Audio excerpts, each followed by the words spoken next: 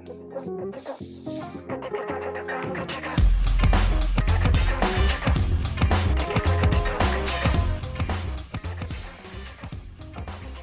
hello to the new year, 2025, and another episode of your favorite woodworking and also non-woodworking podcast. This is Woodworking is Bullshit. I'm your host, Paul Jasper, scientist by day, woodworker by night, and I'm joined by my two co-hosts, Eric Curtis, fine furniture maker and content creator, and in the third seat tonight, Conrad Sauer, plane maker extraordinaire and philosopher, complainer, comedian, all wrapped into one. Fantastic. We're not so excited. Technologically advanced human being, though. No. We've established that. No. Conrad, we're so excited to have you in the third chair. Thanks for joining us on today's Happy episode. to be here. Happy New Year, guys. Happy New Excellent. Year. So we thought with a New Year episode, I don't know if you guys do resolutions. I don't, because I think it's kind of bullshit. But I do like to consider like a 10,000 foot view of my life in the new year and to just think about things. And we thought we would make an episode that pays homage to that principle. So today's episode is about gratitude, appreciation, and the concept of quote unquote enough. So one of the biggest points we want to start with is what is enough? How do you define enough? And you're probably thinking, enough what? Enough money, enough with your art, enough tools, enough lumber. Well, you can never have enough lumber. No. But, Yeah. So, I think, Conrad has a story, I think, that would start this off beautifully. Yeah, I was talking with my accountant not too long ago, and she was telling me year over year, she said, your business isn't really growing that much. It's not really, your profitability doesn't seem to be changing. It's sort of stagnant. Are you okay with what's going on? And I said, yeah, I love it that way. That's by design. I am happy right where it is. I have enough. I work enough to make as much money as I need. And what that does is it frees up time. Because I think for me, enough is, we never have enough time. Everybody's always complaining about time. And so the idea of having enough money, you need enough to make ends meet. And then that's it, really. And so the idea of, my business is exactly where I want it. There's no incentive for me to grow it because I get time out of it. Did your accountant look at you like you had three heads? She thought I was nuts. She could not understand at all why I was content with where it was, and I kind of had to explain it to her. And I think she started understanding it after a while, but it took a while. It's not a North American or a Western mentality to say say enough. It's just to stop. Stop growing. And there's lots of ways to get to enough. Profitability, if you want to call it that, is you can become more efficient at it. You can, modify your process so that you're more efficient. You can use your time better. All of those things will translate into the same amount of money, but what you're getting in return is more time. And for me, that's really, really a valuable thing because it's more time to pursue all sorts of other things that I'm interested in. So that was going to be my question first. What are those other things that you're pursuing? So because you have enough in your business, you're satisfied where that exists. And I agree with you. It's not a Western mentality to not seek growth, which I think is troublesome. But in fairness, I also think that's kind of baked into our psychology. We know the other shoe is going to drop eventually. There are innumerable myths of the world ending. And so we have to hoard and make sure that we have enough resources to survive that. Right. So I don't think it's just Western culture, but it is very prevalent in Western culture. But what are those things that you remove? You're saving up time from not spending it on growing your business to do other things. So what are some of those other things? They are road trips. They are time with friends is a huge one. Like, there's lots of times where I'll just kind of drop stuff and do something with somebody else, another project, help somebody else, help somebody learn how to do something, Mm. because I have that time. I also really enjoy my customers. Mm. I genuinely do. And so to be able to get to know them better um, has been a huge component of what I enjoy out of it. So none of those are financial pursuits, right? Those are No. life pursuits and, Yep. meaningful relationships. Yep. Hmm. Yeah. And to me, I mean, what the fuck else are we doing any of this? I mean, I really, love it. really, like we have, we all have, we all want to check certain boxes, and I absolutely love design. I love making things. I do love all of that, but I also love all of the other stuff. Yeah. Doing more art focused work. Mm. That's completely unrelated to furniture making or plane making or just for my own enjoyment. So I'm curious, what your work life balance looks like from a scheduling perspective. And the reason I ask that is like, I feel very similar. I think it's going to be no surprise to anybody listening that the three of us are kind of like minded in this regard of trying to find the proper life balance. Um, I love what I do. I do it consistently. I do it a lot. And, I think it's perceived as even more than it is because similar to you, like I'll take a couple hours in the middle of the day and go get coffee with a friend. I'll Yep. go get Yep. breakfast with somebody. I fly over to Europe to visit my and fiance now 3-4 times a year. Like Yeah. Yeah. there's all kinds of things that I'm doing outside of work, but consequently what happens is I'm constantly working weird hours and Sure. long days to kind of balance those two things out. Yep. So people like it's perceived that I'm kind of a workaholic, which I don't think would be entirely unfair, but it's balanced out by those other things. So what does that look like for you? Yeah, similarly, like I'm often waking up, like in the last several months, I've been getting up pretty early in the morning because I can't shut my brain off. Mm, So wake up, but it's all stuff that I'm enjoying doing.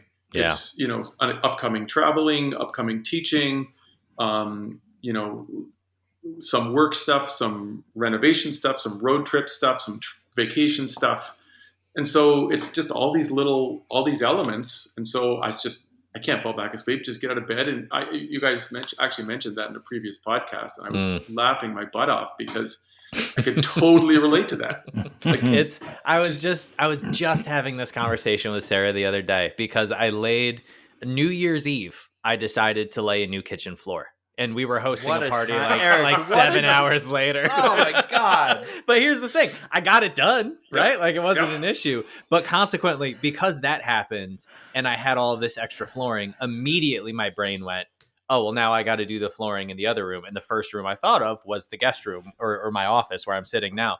So literally yesterday or 2 days ago, she's flying out at like 3:00 in the afternoon. And I'm sitting there sketching up patterns in CAD, trying to figure out what positioning totally. of boards I because I can't shut it off. Yep. And Exactly. she's gracious enough where she was just like, I know you can't shut it off, so like we can just sit here and do this together. Right. Yeah. Very, very similar. Like it's, there've been times where, Jill will find little pieces of paper all over the house where I've done little sketches or doodles, like the backs of bank statements, like you name it, like a cereal, like even a cereal box, because you just have to record, or I just have to record either by word or by drawing, whatever the idea was, or a list or anything, just document it somehow. And I think that really does free up the time that I want. But it does make me similarly. I seem like I'm busy all the time, but a lot of it is just really joyful busy. Yes, Yeah, I was going to yeah. say, Conrad, I was going to say that you're choosing to do things that fill you up, like from an Yeah, emotional, absolutely. you're not just chasing the dollar. And chasing the dollar, you talked about that, Eric, earlier. I do feel like that's baked in us in a capitalist way from the time we're born here. I feel like that's been my whole life experience, and for me, it was always like, yeah, if you do this, you can do that, and if you do this, you can, like, if you do well in high school, you go to college. You do well in college, you'll get into grad school. You do well in grad school, you can, you have this degree, and if you get a good degree, you'll get a good job, and you'll make all this money, and you'll do this, and you'll do. And every time I would achieve the next thing, I felt, well, not, I wouldn't say empty, but yeah, kind of empty. Like nothing changed. I'm the same person I was yesterday, but apparently now I'm Dr. Jasper instead of Paul, and like, like you don't feel different, and all these things, and you just chase one to the next, achieve, more, more, more. And I just noticed I never felt different, and it felt a little hollow in a way. Now, that's not to say it didn't set me up for a great life, because obviously, the further you specialize, the more money you can make in your specific occupation, which then frees you up to some degree, right? Because like if you don't have enough money to make ends meet, this conversation's a moot point, right? Sure. Yeah, You absolutely. have to, like, yeah, I don't mean to make light of money in that, like, you have to have your bases covered, right, before Right. you think about, some of these points. But it took, I think, when turning 40 and my parents dying, to realize the whole time piece, Conrad. Like, it just Yeah. seemed when I was younger, forever, there was always going to be enough time. Like, the party never ends, right? We just, Yeah. like but the party did end. Twice. That clock is Yeah. ticking. Yeah. And when I was 40, I became keenly aware of the clock. Yeah. And Yeah. now I'm 50, and I'm even more aware of the clock. Yeah. So over the last decade, just like you said, I've made a very, very concentrated effort to get off that sort of treadmill, that, I guess, capitalist treadmill. In some ways, I'm still, like, I'm not completely off it. I still work in a big pharmaceutical sector, and I love my job. I do. But I guess I don't chase that. Like, I don't hop positions every 2 years for more and more and more and more. I'm just, like, so happy with the job I have, and I do it well for the hours I do it. And it's just, balance is everything to me. Yeah, and it affords you then the time to pursue other things that are meaningful for you and accomplish everything else that you needed to accomplish. So so becoming comfortable with the idea that I have enough money, I'm good. Like, I can afford my bills, I can afford groceries, I can pay, my mortgage or my rent. And I don't need more money, I need more time. That, to me, is a very difficult transition for a lot of people. Well, Yeah. yeah. How do you decide that you have enough money? Like, this is coming back to the psychology of the thing, right? First and foremost, like, the old hunter gatherers that are deep in our DNA, like, the reason you go hunt big game is because that'll last a couple of days. Yeah, more And bang that for your way, buck. yeah, you can take tomorrow off, but as soon as you kill that thing, you only have so many hours or meals out of that. So you're already thinking about the next thing. So Yeah. that treadmill, and I'm not saying that you're wrong in any way about the capitalistic treadmill, but I wonder how much of the feeling of the uselessness is not the right word, but the troubling nature of that treadmill is that it was forced upon you versus you recognize that you have to do the thing in order to survive tomorrow. Yeah, like baked into our DNA through evolution. I mean, I think Yeah. there's truth to that, Eric. I mean, Yeah. our neuro like our mental state did not occur in a vacuum. Right. Right. Right. So But so the other side of that is also, like, that's the deep DNA thing. That's mhm, the what is it? Nature versus nurture. That's the nature side of it. But the nurture correct. side of it also plays a major role. Like, if you did not grow up with the resources and you Mhm. came up in an unstable situation, you just it is, I don't know the science, but I would imagine that it is exponentially more difficult to get to a place in life where you feel like you have enough, because you have the experience of knowing how quickly it can dissipate. And so your learned instinct, Right. is to continue to grow so that when the thing happens, you have enough resources available to weather it, but you never feel like you have enough to weather the thing. Yeah. Yeah. That And actually go ahead, no Con. that reminds me of my late father-in-law, who grew up very, very poor. He Mm. was literally born on the kitchen table. He was, one kid of 10. Had to quit school when he was in grade 10 because his dad had a farming accident. He had to manage the farm. And he became really successful in business, and he grew a really large business. And the next step for him was global. And he didn't do it. Mm. And I remember at the time I didn't quite understand what he was demonstrating, but it was the idea of when is enough, or what is And what, enough. And Connor, what did he he do at that point? well, I mean, I remember him saying, like, I don't know how many employees he had, but the number of employees he had was not so big that he took every employee out for lunch every Mm. year, got to know them a little bit, knew them all by name, and that's how he wanted to operate. And he knew that the next step would kill all of that. And for Hmm. him, it was enough. He said, "To what end? Like what? I have more than enough money. I did I did better than I ever thought I would have. And all that's going to happen if I grow is I'm just assuming more risk, and Yeah.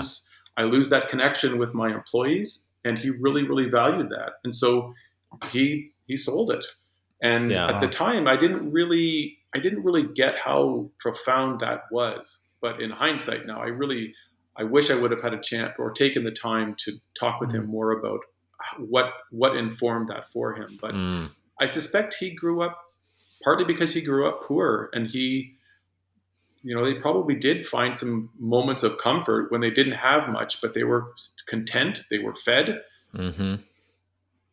So, Eric, I know, through our friendship that you didn't grow up in the lap of luxury or a silver Sure. spoon in your mouth. So, you know, I guess, can you explain how that background plays into your taking time off every year? I notice like you always take these extended trips off, and I'm so Mm. jealous. Like you like car trip it, and you tent, and this is the most beautiful road trip, and you're like, fuck it, I'm not working. I know I could make more Well, money. I know I could work these weeks, but see ya, bye everyone. So how does it's that? How did you manage your upbringing with your ability to balance?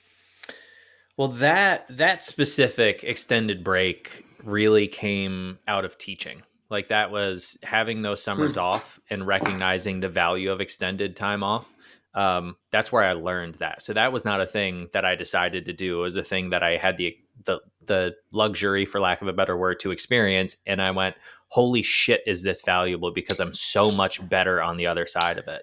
Yeah. And also over the years, like learning the value of silence and the space for reflection helps to direct the next moves, because so much of my life from the time I was 14 to the time I was in my early 30s, it was pure survival instinct. And it was, you take the next step that's in front of you, and then you juke left and you go down that road for a little while, and you keep your head on a swivel and you fucking figure out how to survive.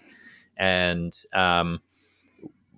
the teaching job was really the first stable, like, adult job that I got at 29. Um, Hmm. all of the other ones, they were all building toward being a furniture maker, but I don't know how it was going to culminate in that.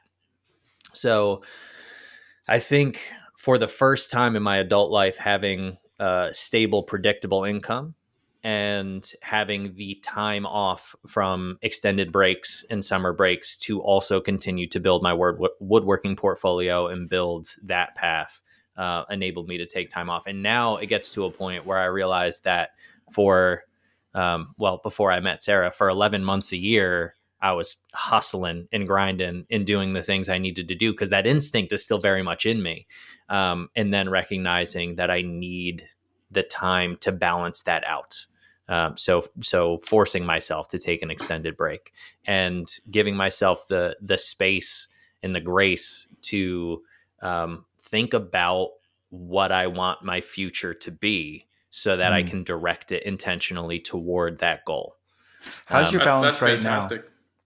How's my How's your balance balance right right now? now? Is it the best of your life, or is it backslid as you've gotten more traction in some of your endeavors? Where are you now? It's my life is busy for sure. but I think it feels I recognize now that there are moments where like I just don't have it, and it's okay to take a minute. Like there are Yeah. times where I'm just like, I don't know what the fuck I'm about to do. I don't know how to approach it. I don't feel um, enthralled by the design. And so maybe I take a week or two and I make something else and I just play around and I kind of slow down for a second, take a deep breath, and then I can get into the bigger things and push forward in hopefully find a direction. So I think the balance is pretty good. But it's also been interesting noticing how my balance has shifted being in a serious relationship for the last almost 3 years now, because that adds another component of it, right? Yeah. When you're flying solo, like your balance is whatever the fuck you want it to be, dog. You're like, it's 1 a.m. and I want to drink whiskey and do woodworking. Bet, let's go. Yeah. Yeah. But life changes and shifts, man. Do you find that when you return from those breaks, even if it's a short break, that the work that you do comes quicker? It's it's clearer. It's of a better quality. Because my suspicion is that seems to be the pattern that often happens. Is that Yeah. you're taking time off, which is like that freaks everybody out because it's like I'm away from work. I'm away from work. But then when you return to work, because you've been rejuvenated, it's like you hit the ground running, and your brain, your mind is clear. The quality of the work is better, and I think that's a thing to note. Like that's an important, almost reversal of the mindset of people who go on vacation. Right. So often people are so sad to leave vacation, but if you stayed on vacation for the rest of your life, you'd be fucking bored, man. yeah, totally. Like the reason to take time off is so that when you return and get back to the work that you actually do, that you care about, whether it's your profession or raising kids or whatever the fuck it is, the reason to take time off is the clarity of mind when you return. And so Yeah. I don't know that the quality of work, or at least I hope that the quality of work stays, reasonably No, but consistent. it probably comes quicker though. Like Yeah, that's my guess. I think that the clarity of why I do what I do and why I care about it and why it's meaningful to me, at least, that is rejuvenated by the time away.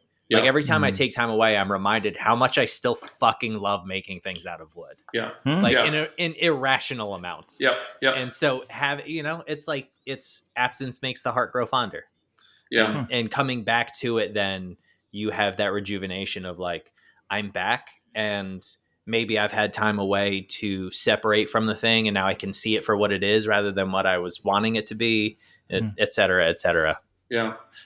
I go ahead, Conrad. You have Yeah, another no, question? I've found that I think the other component that is probably at play is we're all involved in um, a creative endeavor, and I think that mental shift. I think the creative wheels are always turning, but being away from the thing that is occupying our time when we're in the shop, different parts of your brain, or at least my brain, start activating, and you're kind of problem solving, but it's not in the foreground anymore. It's kind of in the background, but it's still working. And with those other things that are other interests that you're actively involved in, I think there's a really positive benefit to that whole creative approach and that whole method. 100%. There was I can't remember who it was, but I was reading an article on one of like the ad guys in the 60s. I do know it was the guy who invented the famous VW Beetle slogan of like think small, and that was a super famous ad. But his whole approach was, I have to learn the thing inside and out. I have to know everything about what I have to accomplish with this thing. And when I can't get there, I just walk away from it and I go pour myself a glass of wine and I don't think about it. And it is that background processing action. And he was like, invariably, that's when the best ideas come. Yep. It's remarkable. I get fatigued over like design eventually. Like, let's say you're in the shop, you're working on something, you're banging your head against it. You just can't quite figure it out. You can't come up with a good solution. You hate everything. And you're so frustrated, right?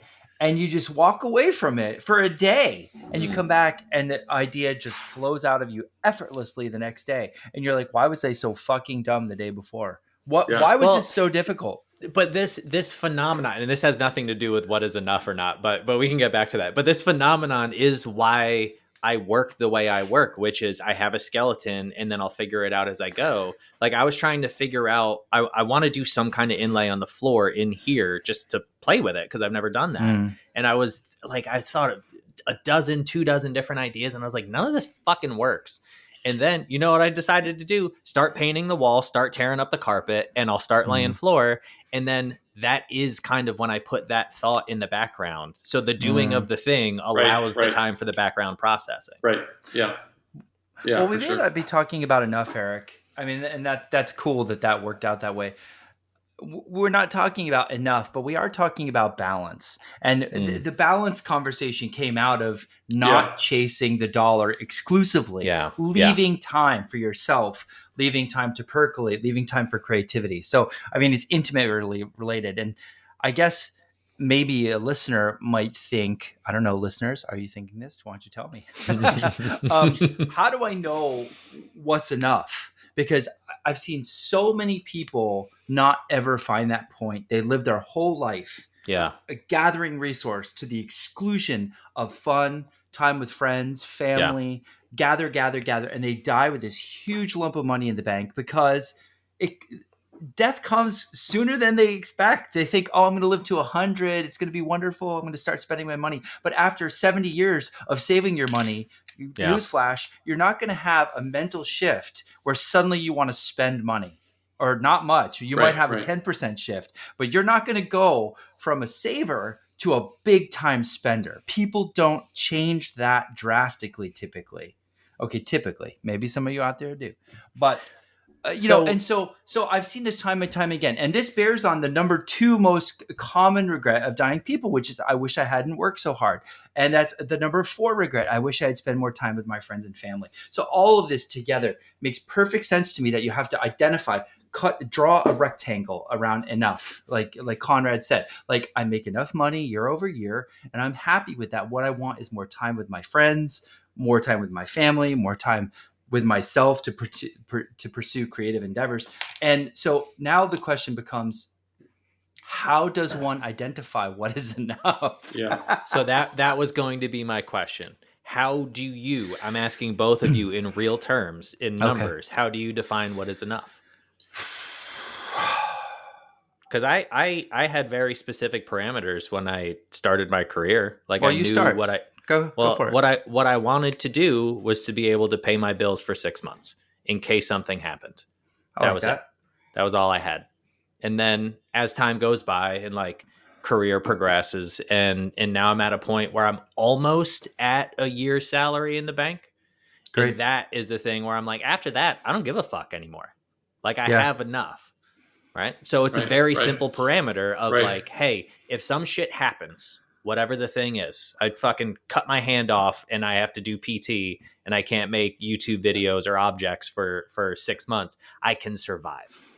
That's enough for me because I know that I can on the other side. Yeah, that's the one-handed woodworker, baby. The one-armed bandit. Sorry, it was such a nice point you were making, and I completely fucking ruined it. No, it's fine, Dick. It's cool. No, but that is. I think that gave me a hard goal that I could aim toward, and then not even having gotten there yet, nearing that goal, I already feel like, oh, okay, like I have enough, and I know. Like I have a number of friends who have YouTube channels that are much, much larger than mine. And I think I can intuit pretty easily that they make much, much more money than I do. And they're constantly stressed out about how did the last video do? What's going to happen next? Because the thought is the second it ebbs, it's over. Rather than the normal cycle of just things ebb and flow. Yeah. So that's a scarcity mindset versus an abundance mindset. Go ahead, Conrad. Yeah, no, I was going to say, like, I'm able to recognize enough, having made planes for now 25 years and 4 days as a professional livelihood. Conrad, that's kind of weird. But it took a long time to get comfortable with that Mm, not being freaked out about something. It slows down a little bit, thinking, "Oh my yeah. God, is this the beginning of the end?" I mean, Yep. being a furniture maker is a tough gig. Being a plane maker is really Sure. that's obscure, Sure. and it's kind of bananas when I think back to it. So it took a long time to get over that fear, and then Mm, now it's turned into, okay, it's slowed down a little bit. Great, I'm going to take that. That's going to afford me some more time. So yeah. I think it's just a year after year after year after year of knowing that there are cycles to things, there's ebbs and flows to things, but on whole, it has always worked out. So this is where I think perhaps the Western capitalistic mindset of growth quarter over quarter becomes um, very, very toxic. Mm, And that I Mm. do think is more of a Western thing. I have said many a time that I find it very humorous that we constantly harp on, like, it has to grow, it has to get bigger, and any retraction in the scale of the thing is a sign of doom, when we also recognize in the same hand maybe our biggest fear as an American society is getting cancer, and that's literally the definition of cancer, is an right. unchecked growth. Right. Right. But we Oh, don't see it the Eric. same for some reason. Wow. Oh, Wow. Eric. Woo, You're woo, welcome, gentlemen. That's my one good one for the night. the stinger. Cheers. But I think it's odd that we don't recognize the ebbs and flows of just kind of the life cycle, right? Like Yeah, sure. this could be the best year you've had, and then next year retracts by 10%. That doesn't mean that you're now a pauper. That just Right. means that, like, No, there's any number of reasons that could have happened. it's Yeah. all based on your mentality. It's like, do you have a Right. scarcity mentality or an abundance mentality? Those are the two extremes. And then there's, of course, everything in between. The scarcity mentality says, I'm never going to have enough. What if this dries out? What if the customers are gone? What if I run out of Mm-hmm. money? What if I get cancer? What if I can't get the treatment? What if, what if, what if? And it's like fear and anxiety. And I understand. I'm not judging. I understand because all of us experience those, of course. And then there's the abundance mentality, Eric, which you kind of talked about, which is like, I'm good. I have enough. I can pay my bills. I'm still able bodied. And, even if I become one arm Jack and Conrad fashions me a hook next time he pours. That would be the sexiest fucking hook. I'll make you a rosewood hook, baby. Next time he pours, brass or whatever to make your belt buckles, Conrad, you got to make Eric a fucking hook. Even if that happens, like, I'll figure it out. It's going to Yeah. be okay. I have a year in front of me. I'm just happy to be healthy, alive, and have a year of comfort, ahead of me. Like, that's the abundance mentality. And I have appreciation and gratitude for that. So where on that spectrum are you? And I have friends all distributed all over that spectrum. I have friends who will never have enough, and they Sure. work like dogs, and they suffer, and they think the suffering is admirable, or that's a great idea. And like, what if, and they say, Paul, what if this? And I'm like, yeah, what if? I don't know. What Right. if, Right. what if you died tomorrow? Like, what if? I don't know. All I know is that for me, Eric, I'm kind of similar to you, is like, when I had, like, I was in a good place with my house, and like, because shelter's important, so you have to know, like, you're in a comfortable position with your housing, right? To me, that's important, at least for me. And like, sure, you can pay at least you can pay your bills for at least a year, let's say. And plus, I have my wife. Having two people is awesome because it gives you a little bit of buffer should the shit hit the fan, for either of you. And I don't know. You could take a vacation or two a year. You can buy the food you need or the food you want. To me, that's all I really care about. Like, time with friends, family's comfortable. You're not going to get thrown out on the street, and you have food to eat. To me, like, that, in a rough sense, defines enough. Yeah. Is it great to have a little buffer outside that? Sure, no problem. But am I willing to give up so much of the other things I love, like woodworking and time with friends, to get more of a buffer? I don't think I am. So the abundance mindset, ironically enough, requires like the understanding that things ebb and flow and that some years will be a little lesser than, but it'll bounce back, necessitates that you have some savings, some abundance from which to draw in the Sure. slower times, right? Sure. Yeah. So then the question is, how much is enough to weather those things? And is the like I think my generation, the current socio-political state of America, the current economic state of America, this is the first time we've really experienced this type of unsettling, this type of things. It just feels in our gut like things aren't quite right. Mm. And that's inevitable, right? Like societies ebb and flow, societies have those same kind of life cycles as everything else. Mhm. So the I guess I want to have some sympathy for the people who have that mindset of Mhm. more, collect, Mhm. because when the shit does inevitably hit the fan, what happens is they go, see, I was right. Like it is all going to fall apart. And now I'm justified in my hoarding. So how do Has we, that happened?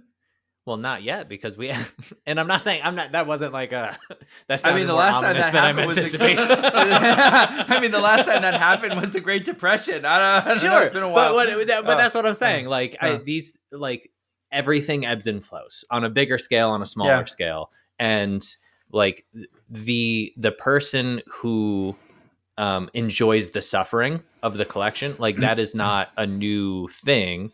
The I were they the ascetics?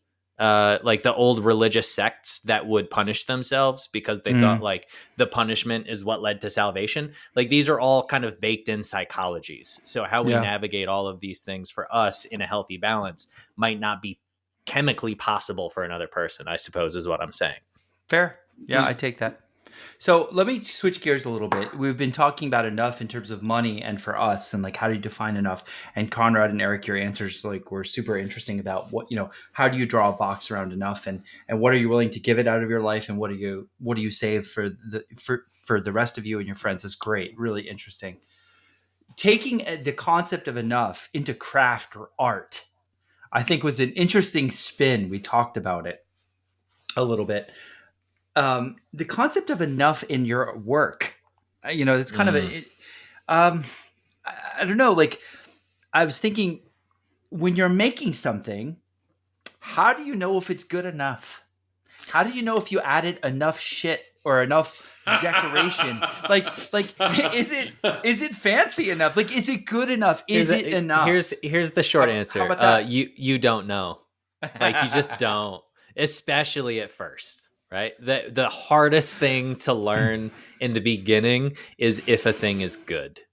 And like there's no way around that. Like you're just going to make a lot of bad shit, and then sometimes you're going to accidentally make a good thing and people are going to give you praise, and then the next thing you make is going to be shit again and you're going to be really frustrated at the fact that you don't know how the fuck you did it the first time.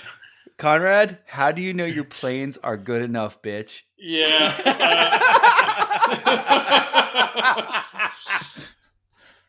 Yeah, it's a tricky one. I mean, all joking aside, like it took a number of years of like you don't know what you don't know, right? Mm.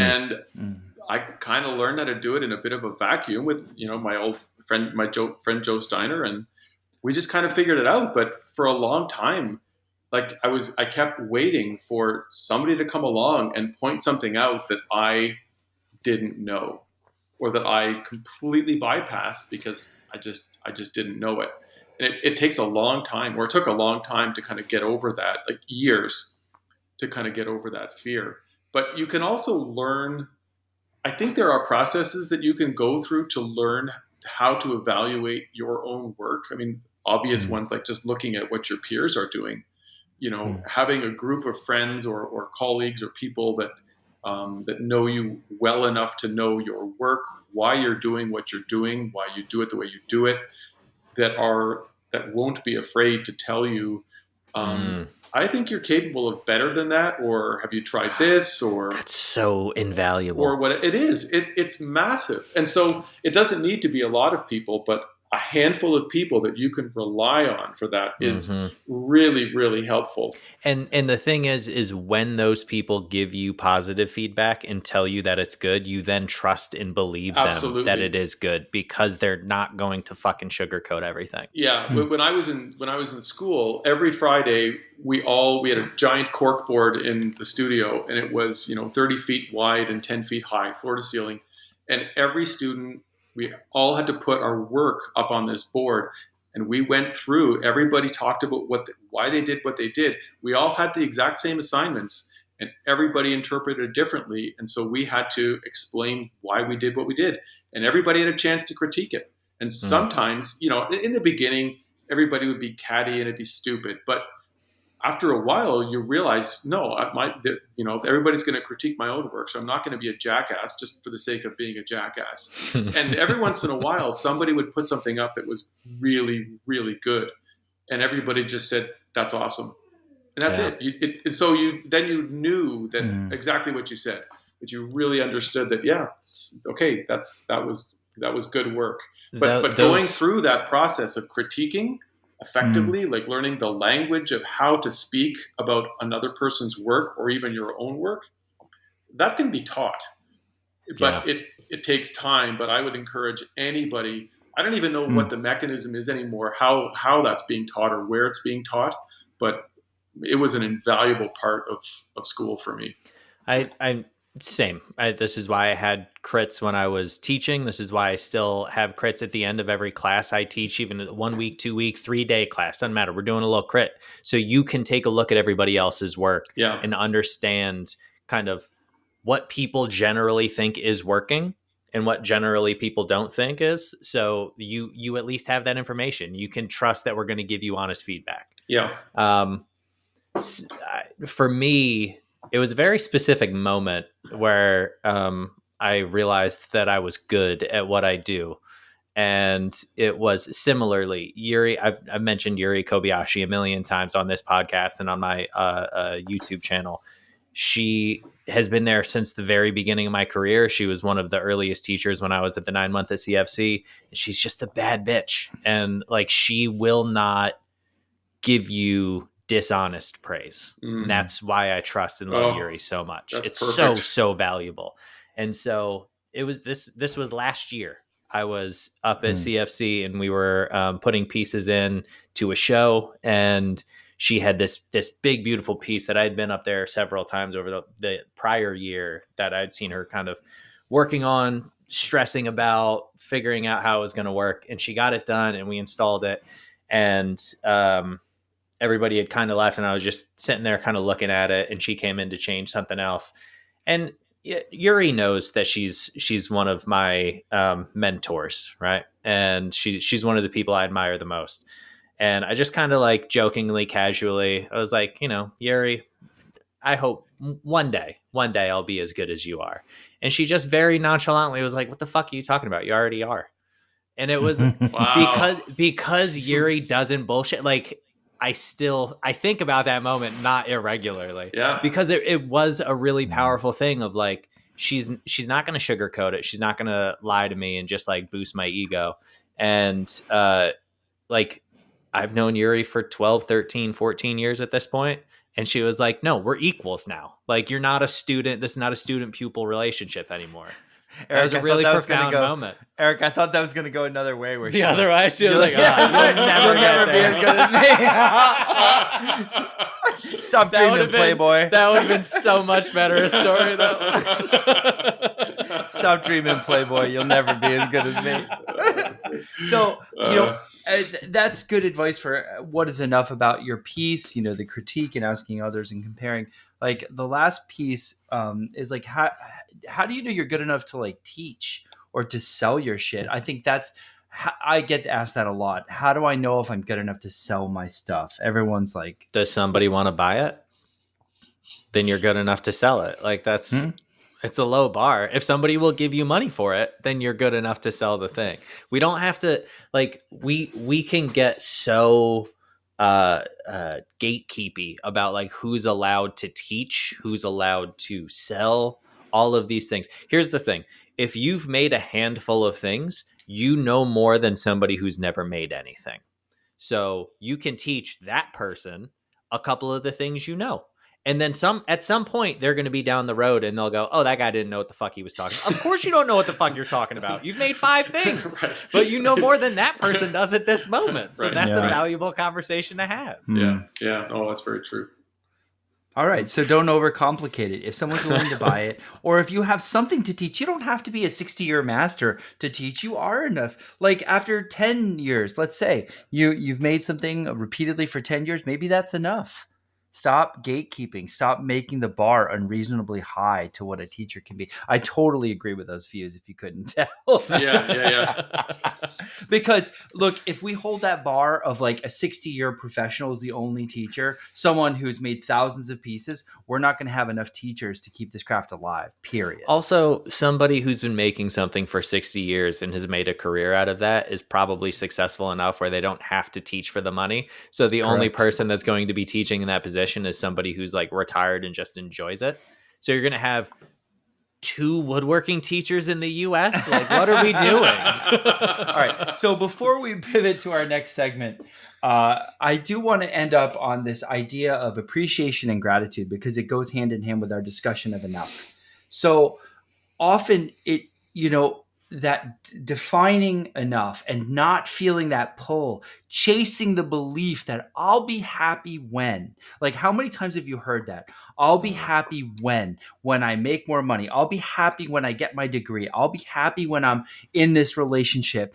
For some reason, it never brings the expected levels of feel good that you think, and that's because of hedonic adaptation. Google that term. We didn't have time to get into it today, motherfucker. Wow.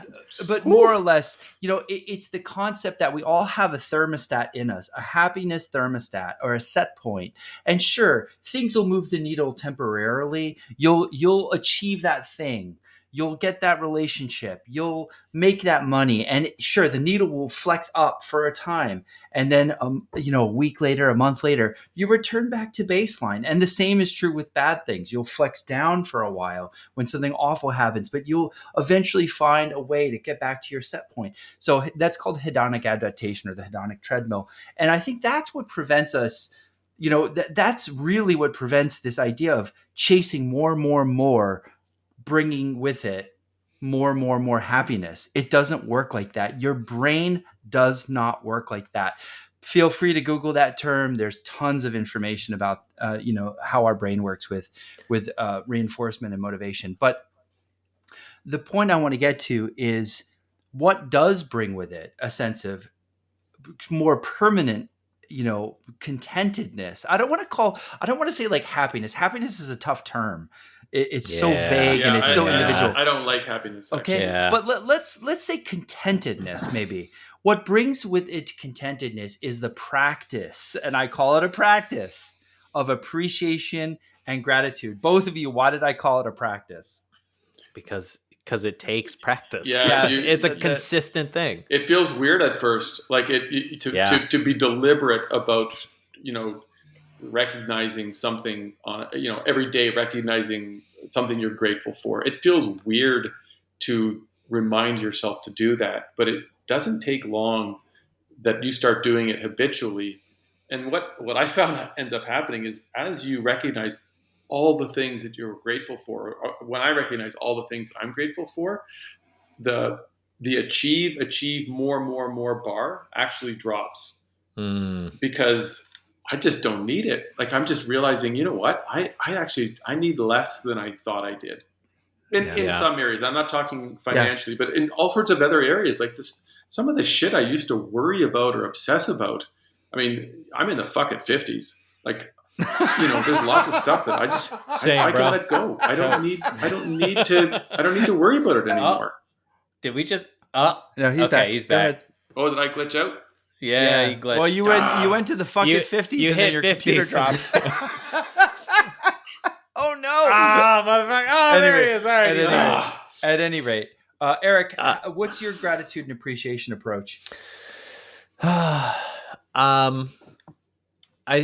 touched on it earlier of like taking time away so that when I come back, there is the recognition of how much I love making things, because I love having an idea and trying to express something that I can't express in words, right? Mm. Mhm. And visuals, objects, these give me an expressive, I don't know, an entity. It gives me a path to express these things. So I'm the the thing that drives me to keep doing the thing is the thing itself. And I think, like, to your point about Paul, sorry, I'm quasi losing my train of thought here. To your point about like the hitting the goal is not as satisfying as we think it should be. Mhm. I constantly set goals for myself because I just enjoy the chasing of the goal. It's like climbing a It's the mountain. journey of the goal Right, versus the right. destination. So for Yeah. example, Yeah. at the beginning of this year, I set the goal of hitting 100,000 subs on YouTube, and I wasn't sure if I was going to get there, and like I was thinking about it a lot, maybe the first half of the year, and then I thought I wasn't going to get there, so the second half of the year I was just kind of like whatever, and then I got there, I think on the 30th, so like Mhm. by the skin of my teeth, and immediately like my first thought was, all right, so like what's the next thing? Because Yeah, that I didn't actually give a shit about hitting 100,000.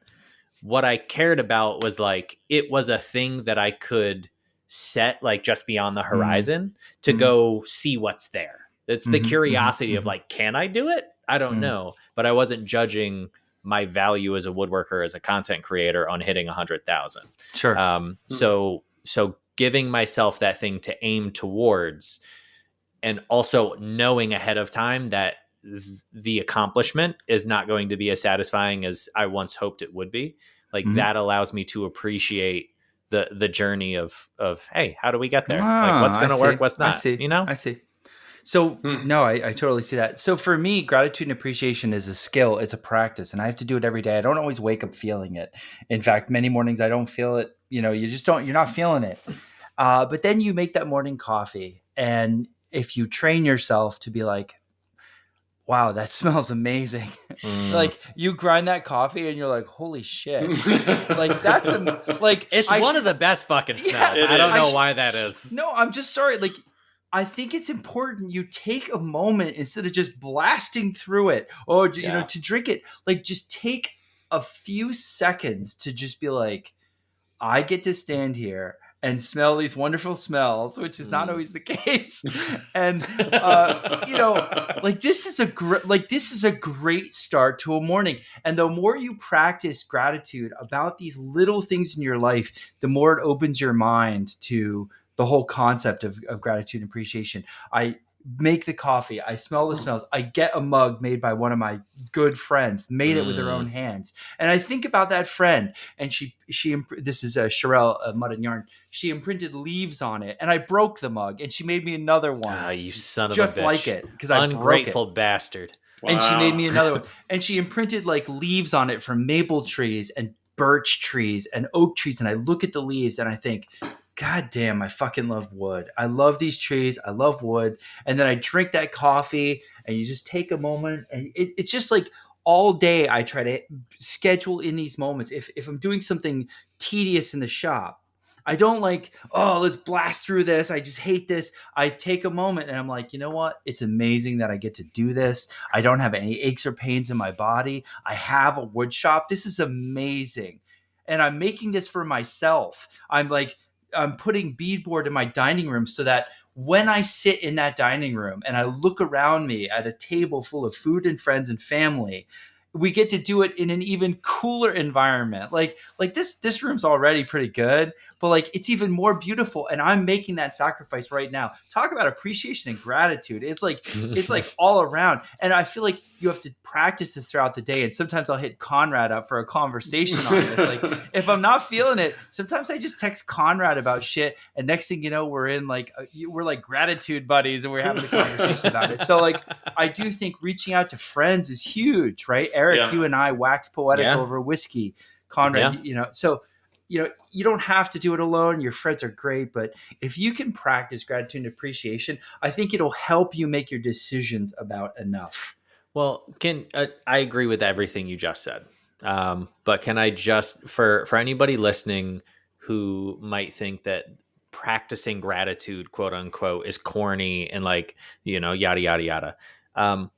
Anything that you do repetitively will, even if you start doing it ironically, will become habitual eventually. Right? Like Yeah. Sarah makes fun of me now because I will start it off by playing this character of like when we're driving around and be like, oh, this fucking asshole cut me off out here. It's fucking, I'm trying to drive here, motherfucker. And then all of a sudden I realize I'm just being an asshole on the road at some point without her even in the car. So like it happens the other way around too. Like if you do the thing, it becomes habitual and then that infiltrates your mindset. Awesome. Yeah, Great way to sum that up. All right. So we've talked about enough, gratitude, appreciation. I think we're going to stick a pin in that. Eric, are we doing second seg or WTB next? Yeah, let's jump into the second seg real quick. Let's talk about what's the name of it again? Needless, useless tools. Needless, useless tools. So let's go from gratitude and feel good to bitching about dumb shit that people have made over the centuries. Let's do this. Oh, man. Who wants to go first? Oh, K-pop. Stanley 112 scraping plane. Oh my god! It's so niche right off the bat. Conrad, can you describe that to our listeners?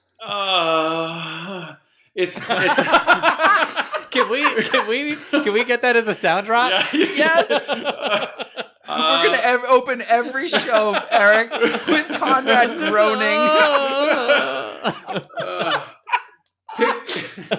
Picture a hand plane that is way too wide to be practical, and then put a scraping blade into it that you can adjust the angle for.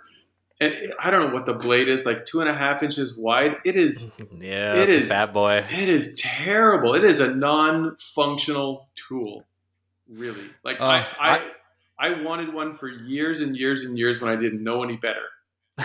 Finally found it. That was a serious lunchbox letdown. That one. It was. Do all three of us own one? I do. No, I don't know one. I own a cabinet scraper, a number 80. Wow.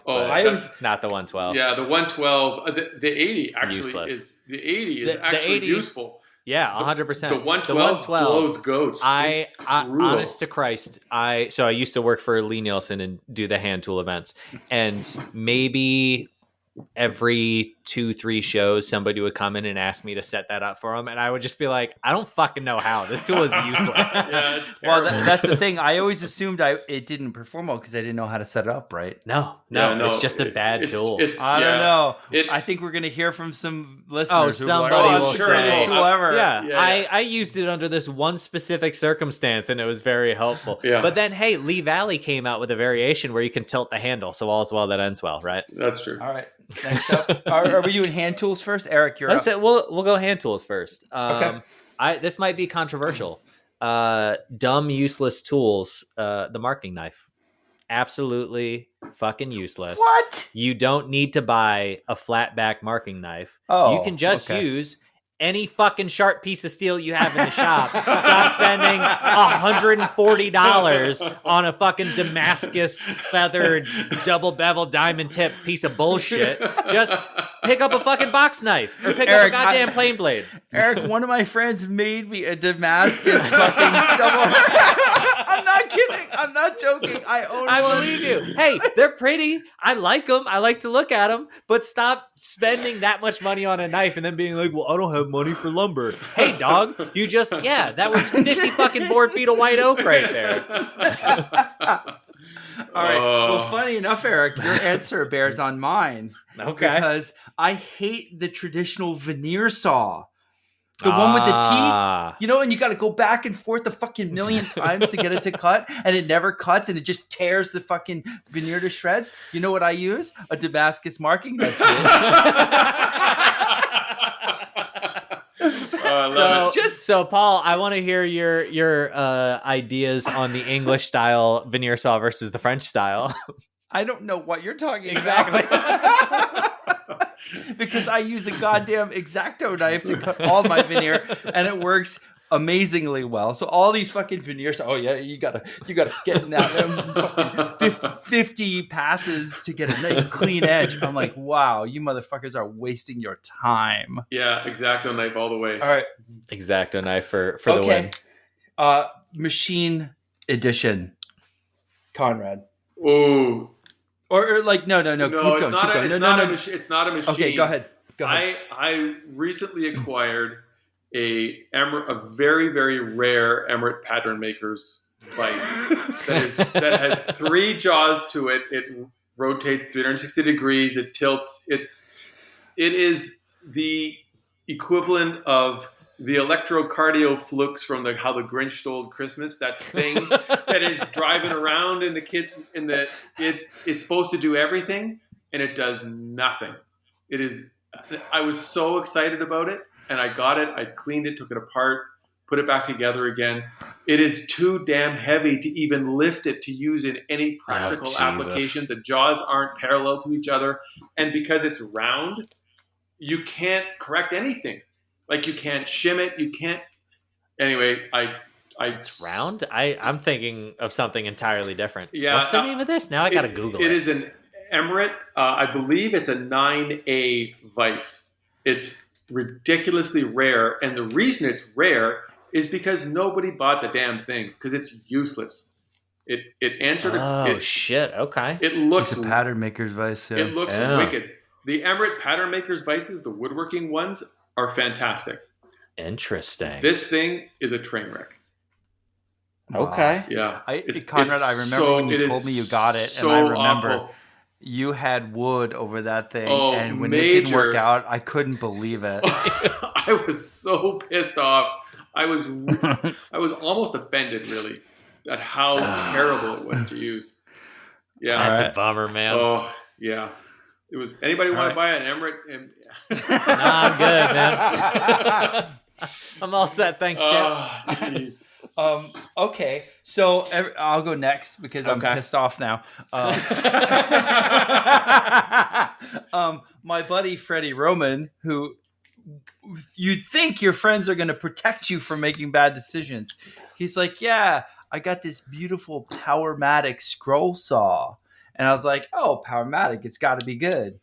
And so I bought this piece of shit, and it's like, it's old. It's an old one, and everyone's going to be. For all you listeners who are like, oh, I love my Powermatic scroll saw. Good for you, because you got one that's like fully functional. Mine like leaked oil. The foot like was leaked oil. What is this? A fucking piston drive? Yeah, it was. Yeah. Internal combustion router. What are we doing? The whole bottom of it was an oil chamber, and you'd have to fill it with fucking oil and like close it as best you can, and it's like leaking oil out the top, and you're like, oh, that's quality. And then like you're scroll sawing, right?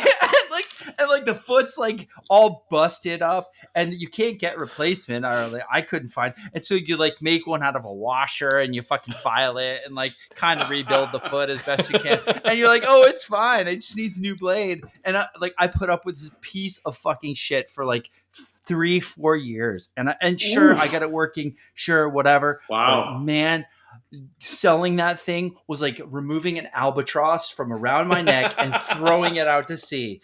I was so happy to be rid of that fucking scroll saw. I can't what even poor tell bastard did you sell that thing to, though?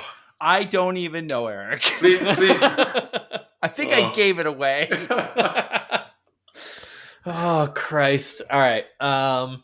So for the last one, should I go old tool that had its use that is now useless and I can't stand when people try to pretend it's useful, or a thing that I think is genuinely and deeply useless at its core? Oh, can you do both? Oh yeah, do both. I don't want to decide. I'm licking my chops. I'll give the old one first because it's a short one. The scrub plane. It's fucking useless in the modern workshop, and the only people who have and use them regularly are douchebags who are going to tell you you're woodworking wrong. So that's fine. In the contemporary workshop, the scrub plane has no place. Paul, you look constipated. Are you all right, buddy? Someone gave me a scrub plane not that long ago. No, don't get me wrong. I have a scrub plane, and for the rare Yeah. texturing moment, they're Sure. fun. But the person who everybody's scrub plane is covered in dust. And the only person who likes to tell people that they use a scrub plane is somebody I don't want to have a conversation about woodworking. All right, Eric, the only time I used a scrub plane was when my drawer bottoms were so big I couldn't fit them through my planer, and so I had to thickness them down. But I used it once in my life.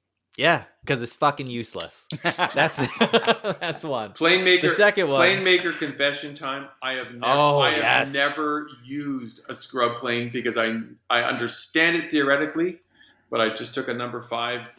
I didn't even radius the blade. Just stick the blade out, hog it off that way, and clean it up later. A dedicated plane for that made no sense to me. Yeah, no. It made sense 200 years ago when you had a 14-year-old boy fucking flattening one board for 8 hours. Right, Eric, you got the buy-in of a preeminent plane maker. That's it, man. In the world. So I think you're right. I'm right. Yeah, you're right. All right, the second one, the Festool trim router is absolute fucking trash, and here's why. Wow, I love a trim router.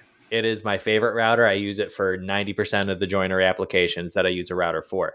The Festool trim router has a depth travel of maybe 2 to 3 mil, and you cannot make any further adjustments than that. What it's specifically for is trimming edge banding off of a plywood top or a melamine top. For that, great, love it. It's fantastic.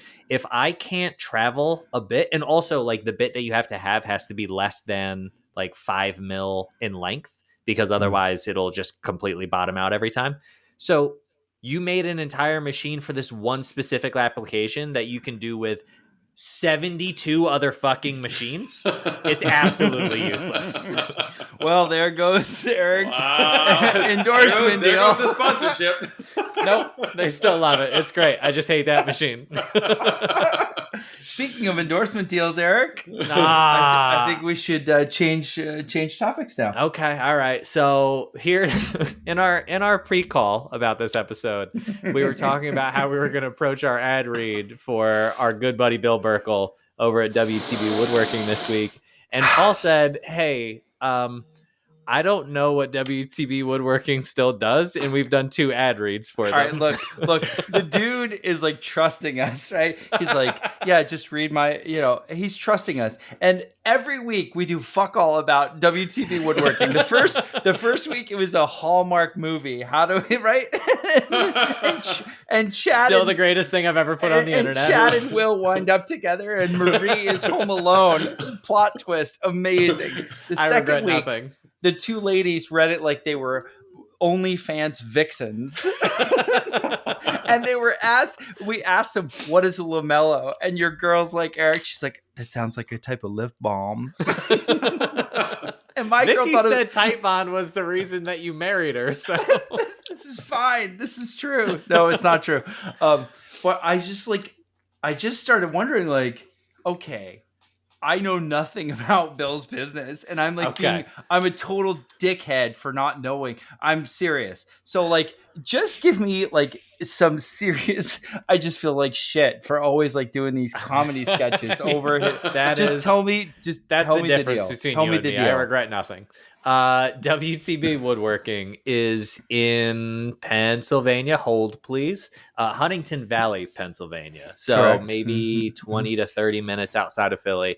And it's run by my boy, Bill Burkle. And they're basically, I genuinely hope that this isn't an offensive way to describe it, but like, I feel like it's fair. Like if you were to take the benefits of a Rockler or a Woodcraft, but make it a small business, which is worth supporting, and also the added benefits of services on hand. So not just retailing tools, but also Bill is taking local materials and kiln drying them. He offers slab drying services.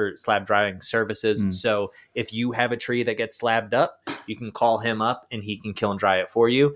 He's also running milling operations. So if you have a bunch of boards that need to be, or an old slab that needs to be flattened, he can flatten it for you. Now, Eric, why was this so difficult to get you to fucking say this? It wasn't, straight? but it's not fucking funny, Paul. That's why. It's not memorable. You know what is memorable? Fucking William and Chad making out at the end of the movie. Okay. So and then he also has Festool, Sawstop, Rubio, Shaper, et cetera, et cetera. And for the inquiring minds, they are doing a giveaway right now. The Fuji spray giveaway is going until February 21st. So you can enter that by going to www.wtbwoodworking.com/giveaway. All right.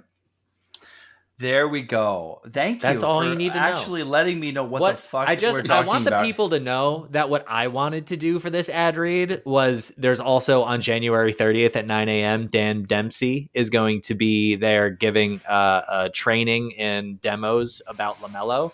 And I wanted to do an ad read where we basically pretended to be KJ Sawdust giving the demo about LaMelo. So sorry, internet, that Paul robbed you of that fucking joy. And you got this boring ass ad read. You're welcome, Keith, and you're welcome, Bill. That Eric actually said something useful for once. Bitch.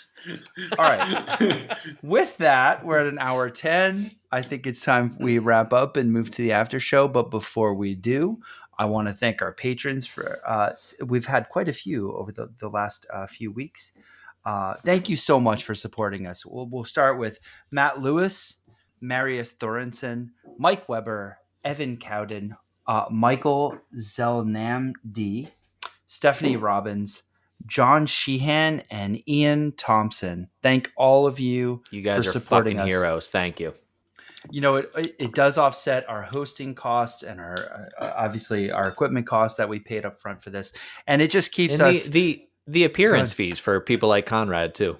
Oh yeah, because we paid him so much to be on today's episode. Fat stacks. Conrad, I think you have enough. Fat stack sour, man.